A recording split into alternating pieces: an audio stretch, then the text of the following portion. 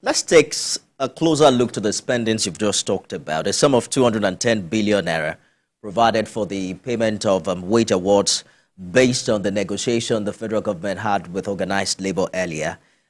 Close to 400 billion for conditional cash transfer.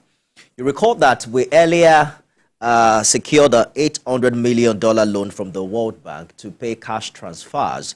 How much impact is this kind of spending expected to have on the economy?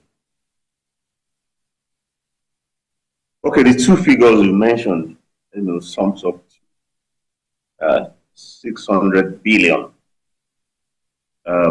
Yeah, you have to think about, when you are talking about impact, it's not just about the fact of the spending. It's about the size and significance of the spending.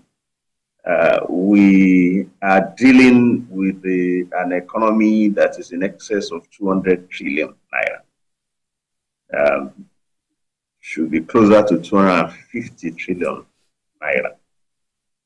So 2.1 trillion supplementary spending is less than 1%, if you like, of that GDP. So don't overload expectations on 1% of GDP outlay. The total, spending by the government for it to have significant effect on the populace, has to rise up to like quarter of the GDP, 25% of the GDP, or far more than that. So while it is good, to put these monies out there to protect the vulnerable, you are looking more like minimizing damage to the economy rather than maximizing multiplier effect. It's too small an amount, to start nursing expectations of big impact, if I may put it that way. But is it clear how government intends to fund the 2.1 trillion naira supplementary budget? There have been speculations that, perhaps the funds will come from either money saved from subsidies or the recent World Bank loan. Well, I thought I had a comment somewhere that the DMO has been instructed.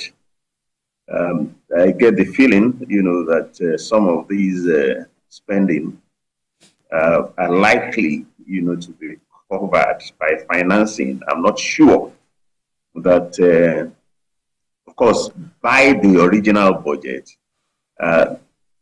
revenue was going to be about 11 trillion less than spending. And we're adding 2.1 trillion to that spending.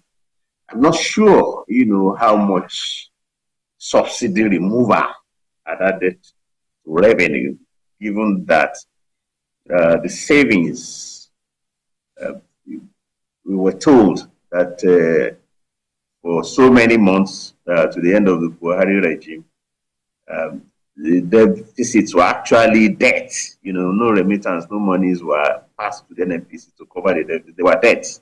So stopping subsidy means blocking, accrual of debt, not receipt of fresh revenue.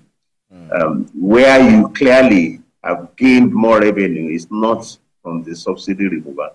It's from the exchange rate, the higher exchange rate than budgeted, at which our dollar receipts are being converted.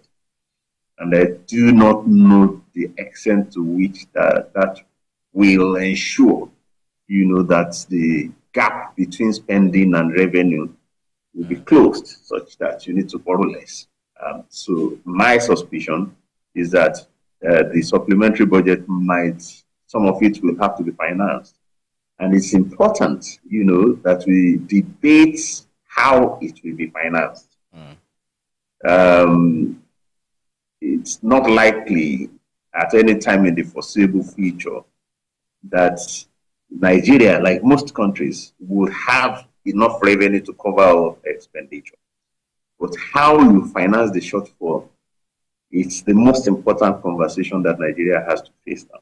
There's a lot of optimism from Mr. President's speech some months ago when he mentioned that we'd saved ₦1 trillion, I think, in a month or two from subsidy removal. So when you say there might never be a time where we have the capacity to fund the budget, aren't you quite optimistic that we're saving a lot these days?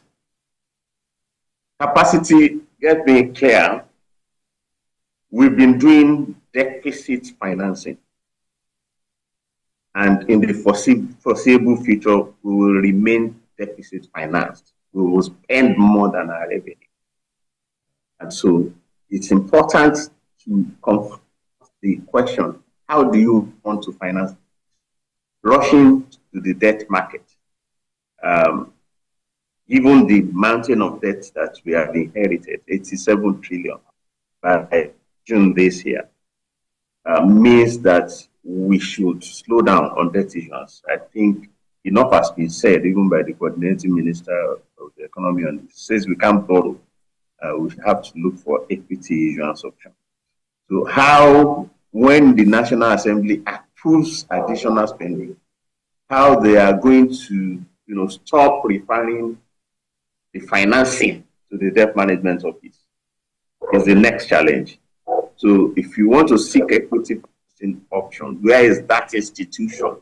So you have a DMO, because you need an equity management office. You don't need a debt management office to raise equity against our assets, to ensure that much of our spending are asset financed. You shouldn't be securitizing income, because you need that income down the road. Okay, so you can't bring tomorrow's income today. You should be securitizing assets. Right. So National Assembly and it has to engage us more about the roadmap for ensuring that as we try to finance our deficits, we are going to be doing so through equity or equity equivalent vehicles rather than through debt, which creates more problems, than solutions. Thing you've talked about is how little all of the supplementary budget is compared to the GDP itself. But the president, in his letter to the lawmakers, emphasized the importance of, implementing additional palliative measures. He talked about including the wage award for public servants and the enhanced cash transfer program, as we know it, to support the vulnerable. So based on what you said earlier as to how little this percentage is in the scheme of things, are you also saying that Nigerians shouldn't expect much as to the impact this will have on this aforementioned expectations? I'm talking about significance. I'm talking about size and significance. Remember, this is a supplementary budget coming up. Today is November 2nd. So this came at the end of October. 2 months to the end of the year. Already, we should be preparing to have conversations around the full budget for next year. You should look more towards the full budget for next year for impact. The appropriation, the supplementary appropriation is more to protect people. So where you load expectations about impact is the full year budget. That's much bigger. Yes. 26 trillion is more than 10 times. Indeed. About 12 times 2.1 trillion. Indeed, Dr. Serba. So that's about 12% of GDP also. So, and that may be... I get your point precisely, talking about significance and looking forward to how this would impact in the coming days. But I'm afraid we have to end the show now. We need to join the live coverage of the ongoing 2023 cabinet retreat for the ministers in Abuja. And we understand the President Bola Tinubu is currently addressing his cabinet. Thank you. Dr. Ayaterba, thank you so much for joining us on the program. You can watch it again, everyone, at midnight and at 6 a.m. tomorrow. I am Nifemi Oguntoye.